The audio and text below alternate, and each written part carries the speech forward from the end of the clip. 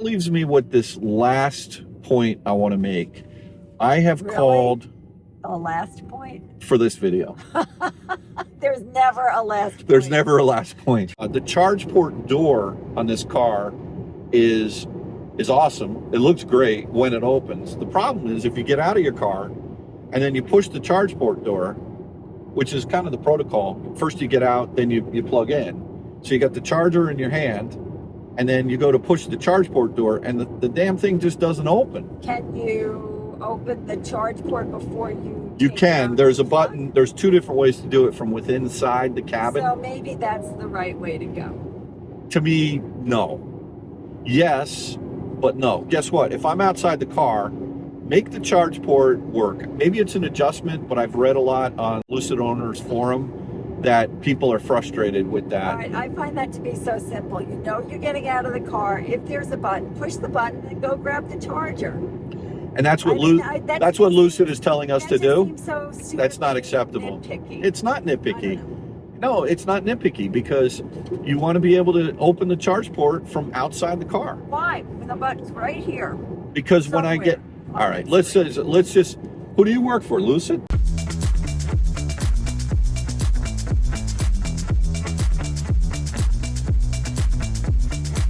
Hello and welcome to another episode of Out of Spec Dave, where we are somewhere in between Lumberton, North Carolina and Pooler, Georgia on 95 heading south to Marco Island, Florida. One of the things I've been doing is I've kept a notepad in my car ever since I got this Lucid, and I've been writing things down, the little things that perhaps without living with the car for a while, you might not notice. And what I thought I would do in this video is share all the little things about the Lucid. Actually, some of them aren't so little, but yeah, let's get into it. I want your thoughts too, Kathy. Really? Yeah. Okay, then. Is that all right? Sure. Why are you wearing sunglasses? They're my distance glasses. Oh, they're distance So because it's cloudy out. I just... No, but I still I need to wear them. Oh, okay. To see clearly. All right. All right. So, you know, Kathy, what I was thinking is... I never know what you're thinking. I don't sometimes know what I'm thinking either, but, you know, I would love to hear from you. Here's the mic. Grab the mic. Oh, no. Yes, hello? The Chick-fil-A mic.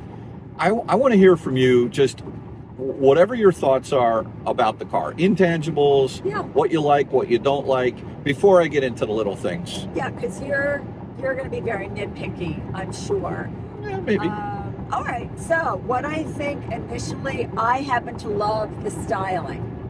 I think it's beautiful. I love the outside, the two-tone, the lighter gray roof, the darker gray body of the car. The 21-inch wheels look amazing. Yeah, so this is really... I was just going to say, it's a 2022 Lucid Air Grand Touring, Yeah. and it's in quantum gray with the platinum accents, and it has the glass roof. Well, the glass roof is spectacular. You know, it brings back memories of the Model Y, but a little bit different. You mean the Model X? The X? The Y didn't have this roof, it was the X? The X had the glass roof, yeah. Oh, I thought it was the Y, no? Okay, No, I mean X. But I didn't like the X because I didn't like those dumb doors. I just don't like those. Yeah. I don't like those. I hear you. Anyway, this is beautiful, great visibility, and the interior, there's so much quality put into this interior. So you have this beautiful Alcantara suede, then you have this open grain wood panel, and then I think it's alpaca wool, like a fabric covering. Very, very posh. I love the interior seats. I love that the front is the black with this beautiful caramel color piping, and the seats in the back are white. White leather. Yeah, this is the Santa Cruz interior. Yeah, very, very beautiful. Yeah. Beautiful. So, yeah. So listen, I think this looks, I love the big screen in the front, and then you have another screen next between us that can actually go away. It feels like an iPad that can pop out and go back in, but there's so much information. Yeah. All over the place. And one of the things I noticed that you liked, and I hope you can talk about this, is the font size on the screen. Remember in the Model S how small everything was? I couldn't read it. You couldn't read it, right? Oh, we gotta. Slow down, slow down. Yeah, I am. We gotta. Let's. This is my signal for slow down. What? Yeah, slow down. I have no choice but to slow down, either slowly or abruptly. But you know, on the screen, it's got a lot of very easy to read fonts. Yeah. For those that maybe can't see as clearly as others. Which is why some of us wear our sunglasses at night on cloudy days. Remember that song? I wear my sunglasses at. Of course I do. We're products of the 80s. Who sang that song? I don't know. I don't either. I guess one of our viewers. Corey Blanche? What was his name? I don't know. Comment below. Anyway, so Google it. Let us know. Yeah, Google it. Let us know. We are at a complete stop here. Yeah, that stinks. All right. So anyway, interior's beautiful. It also, the seats are remarkably comfortable. It is large and roomy. And I'm a fan of massaging seats. As everybody knows, I have the driver's side massaging seat in the GV60 and the Genesis, which is my car.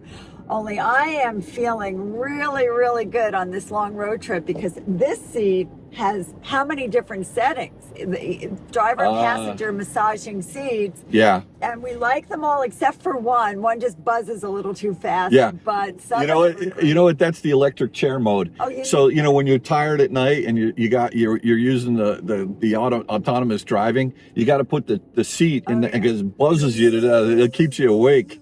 Yeah. If you can fall asleep with that thing going on, you got talent. I don't know. I hope not while you're driving. Yeah. But anyway, the massaging seats are amazing. The heated seats, it comes all the way up your back and down. And there's just a tremendous amount of room in this car. The white carpets scare me. So I don't know if I told you, but I ordered all-weather mats in black. They're being shipped to the condo in Florida. Good. They should be there today. And so we'll get them when we arrive. But you know, I just think that over time, these white carpets, it's a beautiful thing. The Alcantara also gets carried up into the headliner as well, which, believe it or not, even on the lower model trim, the Pure, that's available as an option for $800 to have the Alcantara headliner. Even though it's you can't get the glass roof in there, so they give you the option of putting a really nice Alcantara headliner in there. Also, all those materials are here on the door panels as well. It just carries through. What do you think about the stitching? It's kind of like an orangey stitching. Well, Are it's you like a caramel color, and it matches this the wood grain. Yeah. I think it's really spot on. Yeah. I love it. At night, this car also comes alive. There are 6 different... There's some mood lighting. Yeah, it's got some mood lighting. You know, the blues, the greens, the ambers. And then there's a screen setting, isn't it? Like Soltis. Yeah, they have different names. Hazard reported ahead. Oh, wow. Hazard reported ahead. See, I love that with the integrated Apple. But so overall, you're loving this car. Overall, I'm a fan. I love the look and the style and the feel, the quality. It feels unbelievably premium. It's a 10 out of a 10 for me. And how cool was it when we saw back in Lumberton when we saw another Quantum Gray, and that guy he pulled in from Connecticut in a Lucid. I don't know what model. I think it was a Grand Touring or Touring. Same color, yeah. And he flashed his lights and gave us like a high sign. Just. Yeah. You know, which was nice. So really minor negative. I only have one negative about the entire interior, and it would be these sun visors, which not only they sort of seem a little awkward, but for those of you who need to check yourself in the mirror once in a while, it's this chintzy little flap. The mascara negativity is running. Ladies, you know what I mean. Running rampant, and there is no grab handle. I know, but you know what? It has this here on the door, right? Which is, I don't think we had that in the Tesla. I feel like I never have any place to hold in the Tesla, but here I can grab this. It's okay. All right. Well, look, I'm glad that you're liking the car, and you know, clearly it's when you think about specs and technology and all of that, it's really an incredible car. The way that Lucid has integrated everything vertically into they basically make all the technology there in-house. and it's really, to me, that's what I'm fascinated about. But for a first attempt of a car to come out and to have such a quality interior, I mean, the seats move, the headrests move forward and back. There's and even, you know, I still keep my little cushion headrest Yeah. here though, but I like the height of the seat and how comfortable it is. yeah, And I think it has a great steering wheel. It's actually round. It's amazing. it is round. Yes, yeah. Well, Kyle just swapped out his yoke for the round steering wheel. So look, I've written down a bunch of things over the last week or so that I just kind of want to share with all of you. Stupid stuff, some of it, like for example, the temperature gauge in the car. If you're sitting, hold on, I got to let this guy in. Sure do. There we go. So the temperature gauge gets overstated by about 10 degrees, which is really strange. And well, particularly we were sitting, it wasn't sunny, it wasn't hot that it should go up so high. yeah, I remember I was filming when we were doing the road trip video, and I got out and I had looked at the temperature and said it was 70. And I I'm quoted like, saying, and you're like, Dave, it's not 70 degrees out, but that's what the temperature said. And then as soon as we started driving, it came back down to 61. Right. So it was overstated by about 10 degrees, which was interesting. So I don't know where they put that temperature gauge, but if you're sitting, I would not trust that. You know, use the local bank. You know, it is now 72 degrees outside. Just check your iPhone. Yeah. Now, while using highway assistant, when the car lane, I'll go into highway assist. All right, and we're cruising down the road here on highway assist. I could do a lane change. The lane changes are still not smooth. You need to input torque. See that? It's quite a bit of torque you have to put in, and then it releases. And then when you turn off the indicator, it grabs the lane again, which is good.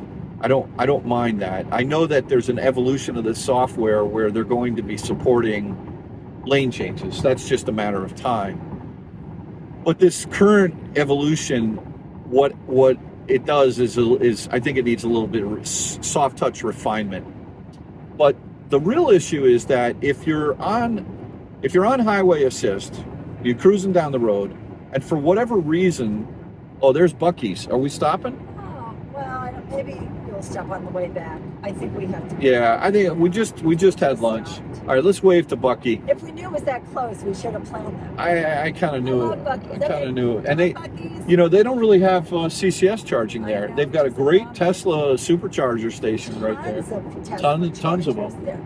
But no CCS there, which is a That's big great miss. place. So in Florence, you got to go down into more of the city. I think there's probably a Walmart. I think it is what it They is. seem to all be in the Yeah. And by the way, if you take a wrong turn in Florence, you can always charge at the ice machine, which is, that's a whole nother story. For those of you who've been watching the channel, my Ioniq 5, I charged on an ice machine once. Took a lot of heat for that, but you know, anyway. desperate times. Desperate times call for desperate measures.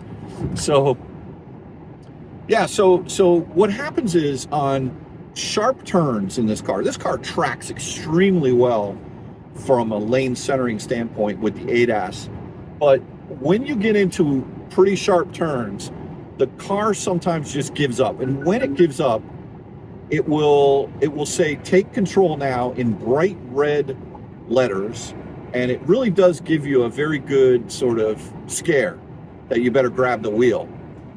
But there are other times when you're on sort of a medium turn.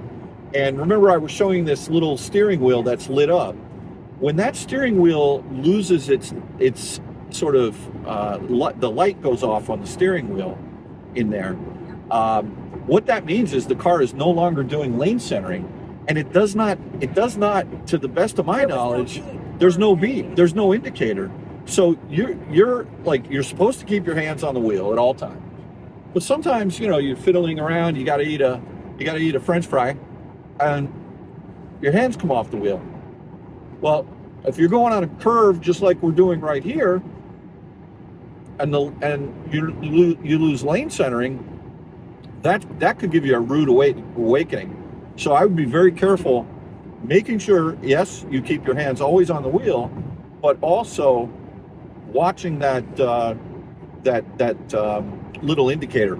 It's a much better indicator than it is on the Tesla. What I do like is the HVAC buttons here that are in the car, which are really nice because instead of having to go into the air conditioning or heating ventilation system menu, you got buttons there. So, you know, the minimalist, even though there are a lot of screens on this car, which are amazing, the minimalist approach of Tesla, it's kind of finding that happy medium. I wouldn't say that there are as many buttons in this car as like your GV60s get. Yours is like a super happy medium. There's more buttons on that car, but nice ad for the HVAC buttons right there.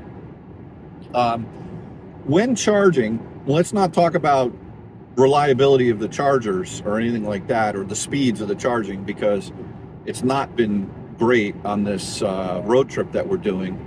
But what I can tell you that has worked flawlessly every single time with this car. And what's amazing is I bought this car pre-owned with 890 miles on it. And the previous owner, he never once plugged into Electrify America.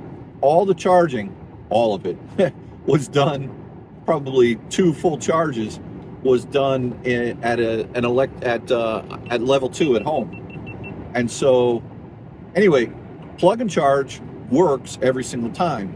So for those of you who have ID4s or Ioniq 5s or GV60s, GV60 I thought was going to work with plug and charge. As a matter of fact, that was one of the things I told you.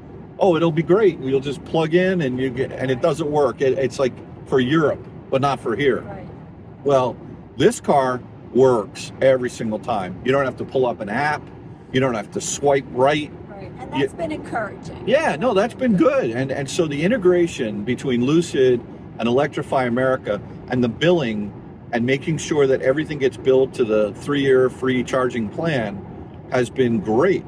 And the handshake, which is the term that's used to actually, from the time you plug in to the time you start receiving energy, is much quicker with the plug and charge than it is when you have to use the app. So I'm a big fan of that. We were talking earlier about the stitching on the seats here and all that. But with my height, because I sit pretty high up, the windshield, thank goodness there's a windshield that goes all the way above my head, because I did sit in a Pure with the metal roof, and it felt very claustrophobic. I would not buy the car. Look how close this windshield is to my head right here. But it doesn't appear because it's a lot of headroom. I don't have a lot of headroom. No, but it appears that you do. Yeah, because it's glass roof, right? And so, right. But what I was going to say is, because the glass roof goes up super high, there's a reflection at my height, because I have a long back.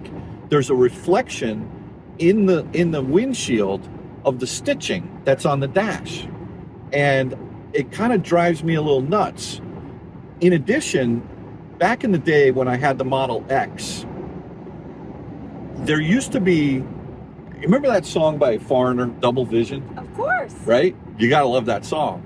Well, with the Model X, the angle of the windshield, you used to look out, and even if you had perfect vision, you would see taillights, like there in an F-150 in front of us. You would see that instead of 2 taillights, he'd have 4 taillights. That's what it looks like if I don't wear my glasses. Yeah. So you see? Yeah. Now he is 2. Well, so, and this car, I see it a little bit. Just a little bit, and only at night.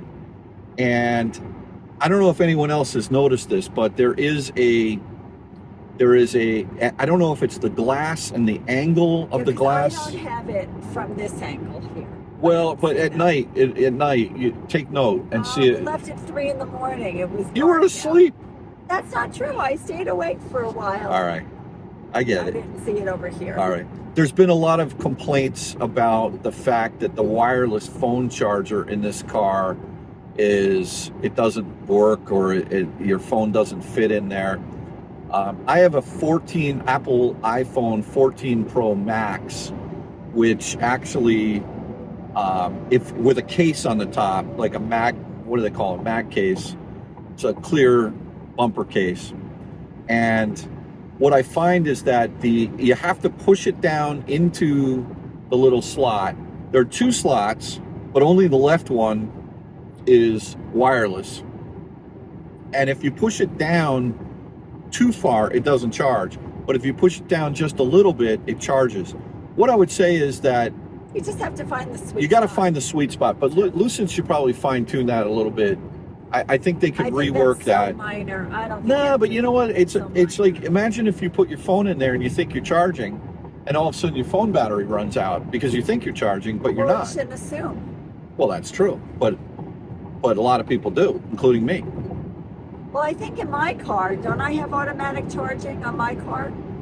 I don't even think I ever use it. I always plug in. Yeah, but I think that also feels like. But you don't have wireless CarPlay in the GV60. This has wireless CarPlay, so you can bring up Waze and make phone calls and use Siri and do all that stuff. My phone in. Yeah, but the wireless phone charger, it does work pretty well.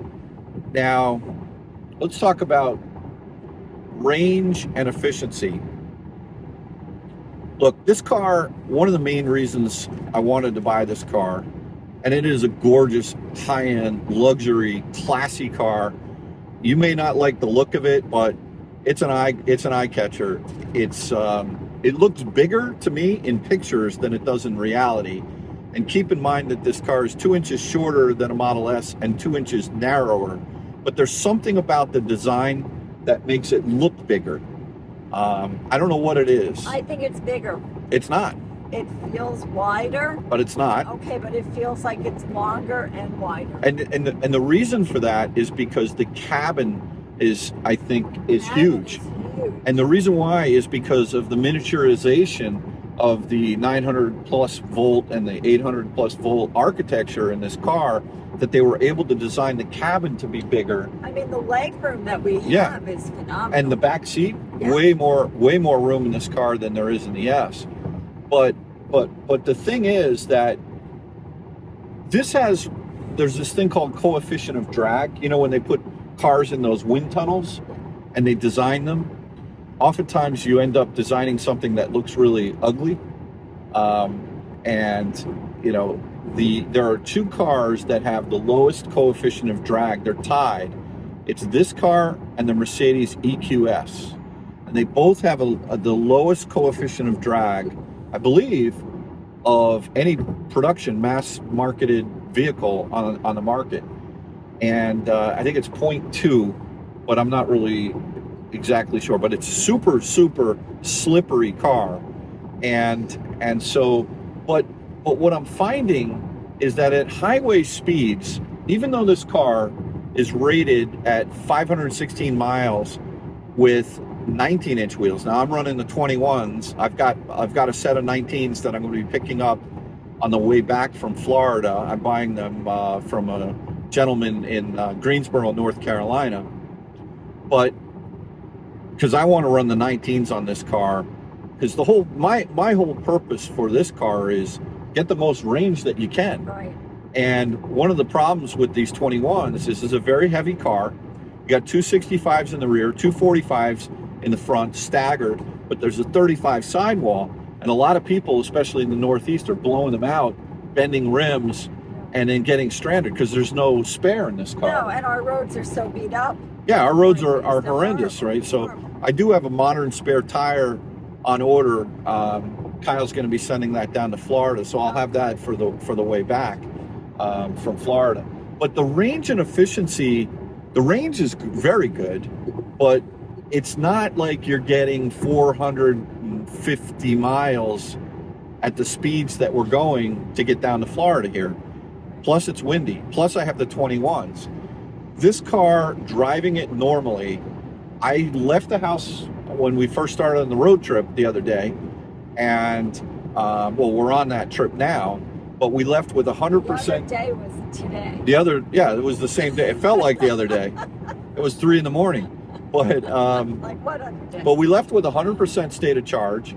It showed 467 miles of range on the indicator, and we pulled into the first charging stop south of Washington D.C. and we left from Darien, Connecticut, which is impressive. We drove 320 miles, but we were at a 3% state of charge. Yeah, we flew in there out of spec style. Yeah, I mean, I wasn't worried about it. You never are. No, not. But you know, the other thing is I also have the experience because I took this car down to 0%. Right. So I know what it feels like when you get into turtle mode. But you know, we're only getting, as far as efficiency goes, around 2.9 miles per kilowatt hour, which is not great. So I think if we were to go a little bit small, you know, a little bit less speed, and with the 19s, we'd probably do 3.3, 3.4 miles per kilowatt hour. Now, granted, this is a 5,250 pound car. It's a big car, it's a wide car, there's a lot of surface area on it.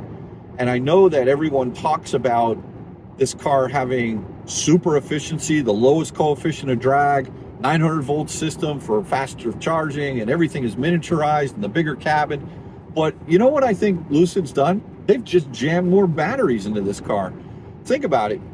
The Pure and the Touring have a 92 kilowatt hour battery, and it basically weighs the same amount. It's the same exact car for the most part.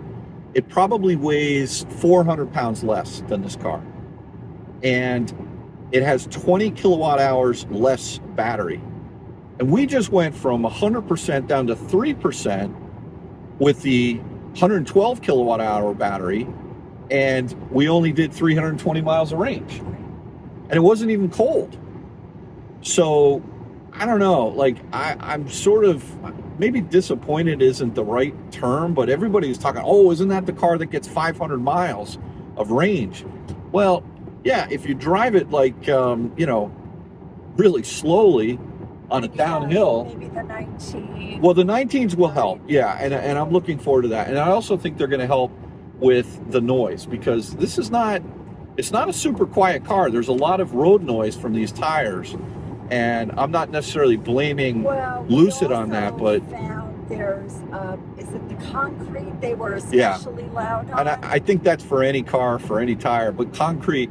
Because we left this morning, yeah, 95, it was very loud. Yeah. And then I guess we crossed into New Jersey. In Jersey, yeah. They definitely got quieter. But I think the 19s, they're not wider in the rear than they are. They're not a staggered set. They're narrower, and they also have more sidewall. So there could be more insulation in the tires. But one of the trade-offs in life, there's trade-offs for everything. But one of the things about having all the glass in this car is it's tough to drown out the road noise. So not as insulated. Not as insulated. And so, as a matter of fact, the Pure and the Touring with the metal roof, rumor I'm hearing is that the stereo sounds better in those cars. Wow, 'cause I think the stereo sounds amazing in this car. I do too. I really do. But you've got a lot of glass, which is not a great insulator, and it's also quieter with the metal roof. Well, but again, I just wouldn't buy the car. I wouldn't even want it, just because I feel so claustrophobic inside of it. Of course. So I do. I'm just going to say, I think it's a great stereo system in this car. I was listening to Tchaikovsky, and it was like, wow. I know. 1812 Overture, and then Stevie Nicks, right? So it's like, it was just great. It is a phenomenal system. Yeah. Lane centering and adaptive cruise on this car is phenomenal. It's great up to a point. The adaptive cruise, I think, is smooth as can be. Tesla's the gold standard. This is as good, maybe even a little bit better. Remember when we were driving earlier and that guy cut in? Oh, yeah. It didn't like jam on the brakes. It actually put them on, but it didn't. It did its job. It wasn't abrupt, and it didn't sort of like. Didn't scare you, right? Sometimes that happens. Yeah, and so it's extremely smooth. But when I say the lane centering up to a point, there are some turns. It pushes you. Well, okay, I'll get to that in a minute. The scooch feature, which is something I've never felt before, and I've now felt it 2 times in this car. But I've been using the lane centering on this car a lot. And we bought this car with 890 miles on it. It's now got 2,470 miles. And I would say 80% of those miles, I've been using the highway assist, which is akin to Autopilot. And I have not had one incident of phantom braking yet. Now watch, as soon as I say that, I'm going to have it. Oh, wait, I'm sorry, not wood. Oh, yeah, thank you. It's a very hard wood. It's a mahogany. It's not balsa. That's right. And, but I am really going to be curious to see how this car does on the hogback, because some of the turns on the Merit, I take over. It says I give up. It throws, please take over immediately. Yeah. And Tesla has it beat for all around Autopilot. Now, keep in mind, this is still UX 2.0 just came out about 4 months ago. And you'll remember when Kyle had Peter's car, his friend Peter from Palm Springs, California, he had that car for a month, and that car did not have lane centering. And so they've had a huge improvement in the software. You used to open the door of one of these cars, and it could take 30 seconds for the screens to come on. Now it's instantaneous. And by the way, the doors are nice. It has that nice soft close. Soft close, very right? Nice. Which is good. It is. To the elegance. Yeah, and also you didn't know that the frunk was power frunk, that was right? surprising to see that. Yeah. And a big frunk. Oh, very big frunk. But be really careful. This frunk, when it comes down, it's taking no prisoners. This thing comes down hard. If you catch your finger in there, so no sensor. I'm gonna buy some hot dogs this week. Chop them up. We're gonna do a hot dog test on this car. We're not putting a hot dog on this beautiful. All right, you're right. We'll do bratwurst. Okay, but like that has to be tested. But do not be really careful. I'm not joking. Yeah. That thing comes down hard and fast, and there's 2 latches, and those 2 latches pull down, and it sucks it down really hard. So I'd be very careful with that. The front cross traffic alert is, in my opinion, a great feature. Tesla doesn't even, I mean, look, Tesla from a safety standpoint, I don't know what's going on with them, but they're taking things away from the cars. Now I hear maybe they're going to be putting them back, but my 2023 Model 3 LFP, there aren't even front sensors or rear sensors in that car for parking.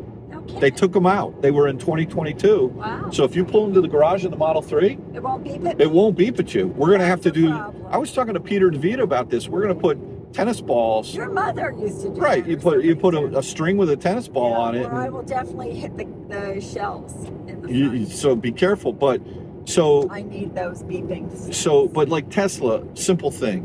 You make a turn. If there's a car in your blind spot, there's no light in the mirror. Right, which I never liked. And if you're looking over here and they have this thing over here that says there's a car there, what good is that? So this car has a lot of good safety features, and you know, it's got a lot more hardware built into it than Tesla. Tesla right now is pure vision based, just cameras. This car is vision based.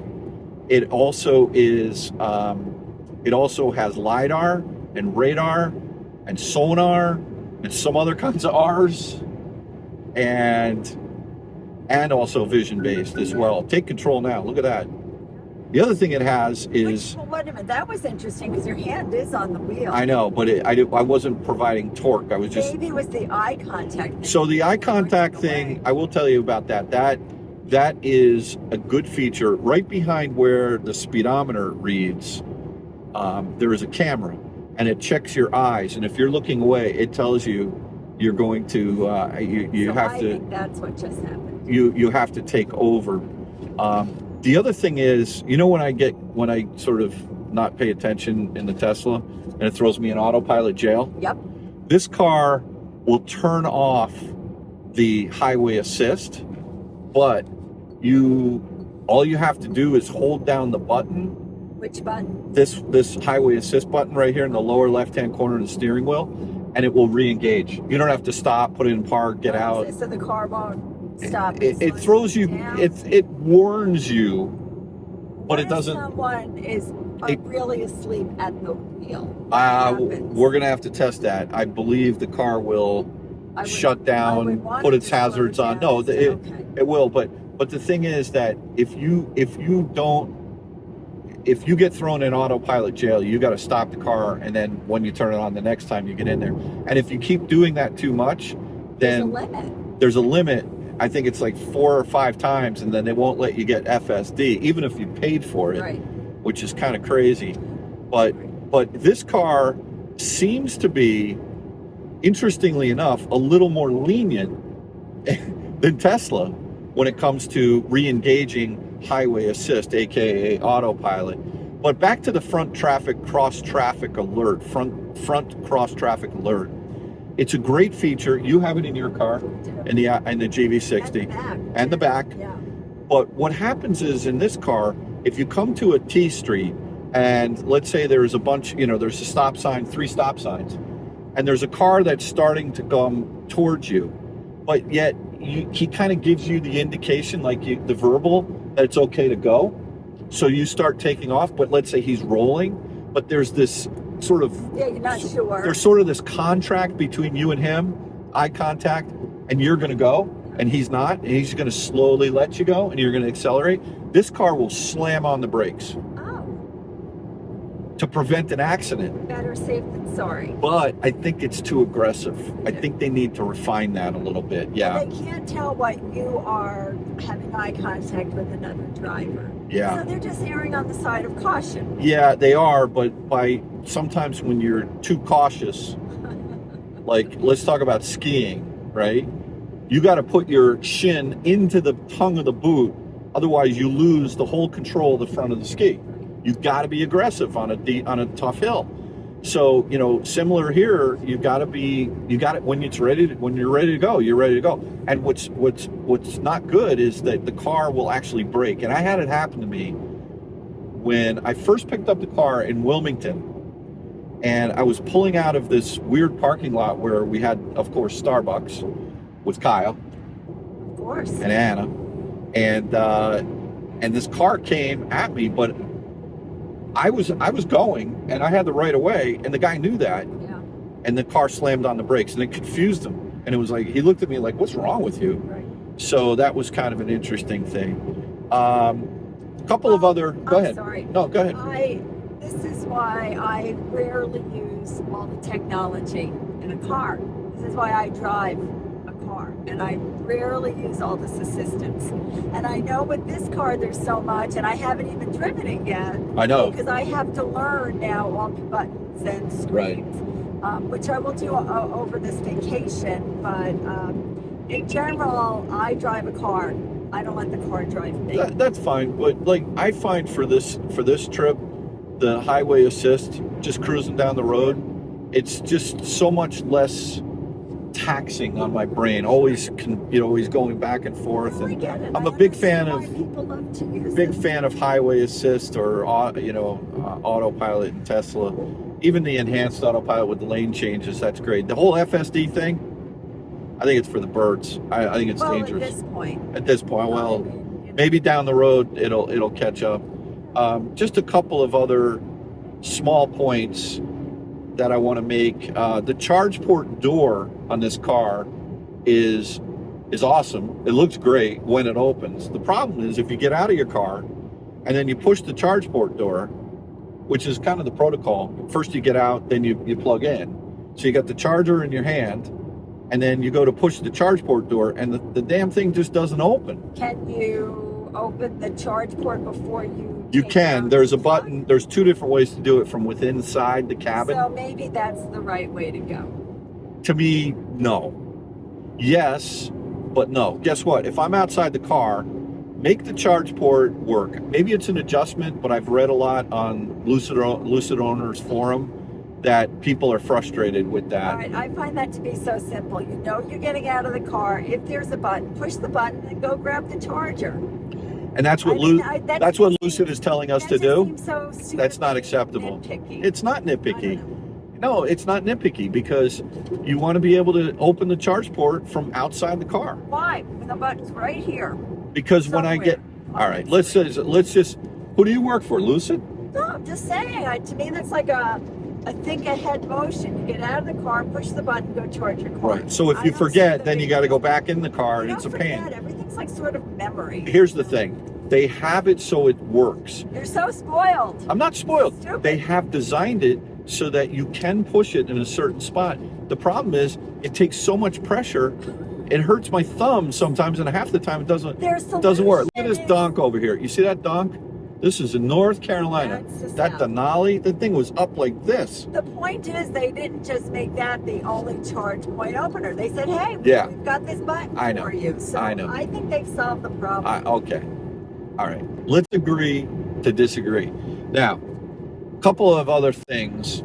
I think that the car needs more trip computers, and I want to be able to name my journeys.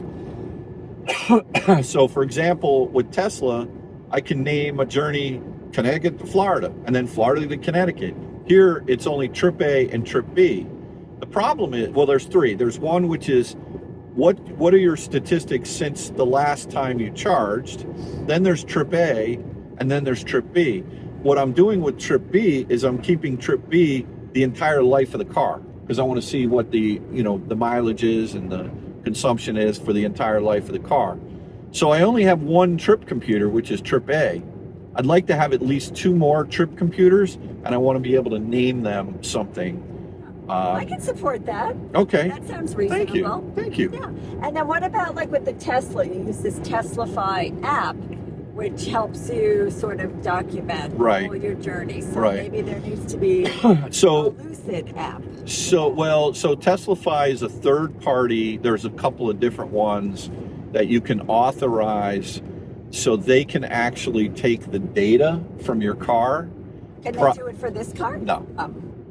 Just a Tesla. Right. Not that I'm aware of. There's no Lucify. Is that? Yeah, Lucify. Lucify. And not Lucifer. No, not Lucifer. Lucify. But there is no way to do that. We got a little slowdown going up here.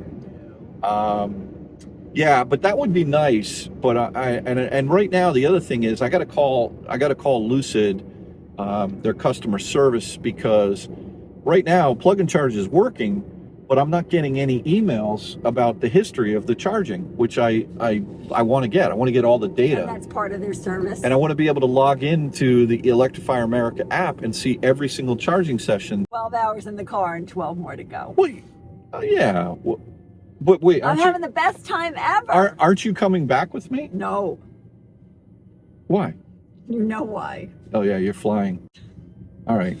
I'm taking one for the team. No, that's because I'm picking up 19-inch wheels and there's no room for you in the car. No, that happened all after the fact. I said I would drive down with you. Oh, yeah?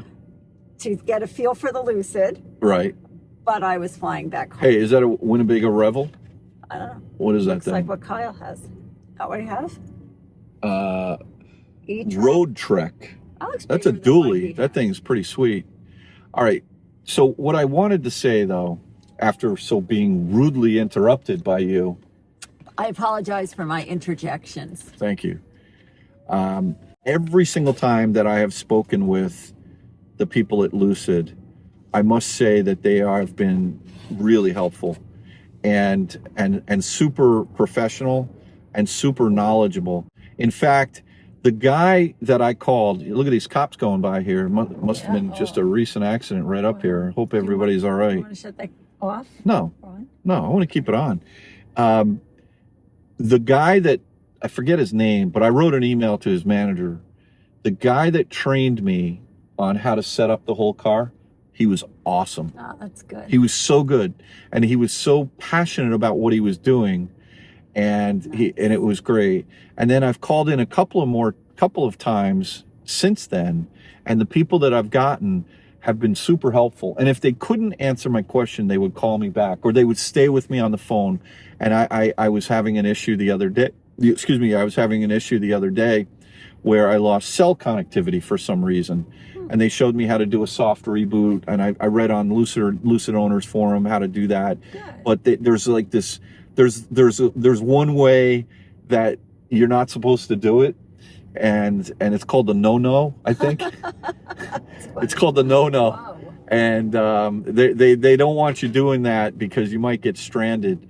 But I really want to thank the folks at Lucid for taking the pride in their product. This really is, it is not just something you can say, here's a Model S, here are the specs, here's a Lucid, here are the specs. On paper, it's one thing, but drive them both. The quality of this car, you started off by saying that, maybe that's not important. And it definitely comes at a premium. This is not an inexpensive car. But again, either is a Model S, and that's very expensive. And I would argue this is a better build. Oh, I would say the build quality in this car is far superior. It just feels luxurious, inside and out. No doubt. And the software, I must tell you, I haven't really had any glitches with UX 2.0. A lot of people had a lot of problems with the prior versions. Okay. And they've had, I believe it's 41 over-the-air software updates in the last 4 months. Wow. And the car will continue to be It'll just keep future-proofed. getting It'll better. keep getting better. I'm not so worried about software. It will take time. But there's one other last thing that I can't figure out is, I did say I was done. I knew Should it. I just end it there? I called it. I'll just end it there. You don't want to know what the... I don't care. You don't care. Do you guys care? They You care. probably care. They care. Yeah. Easy entry seat.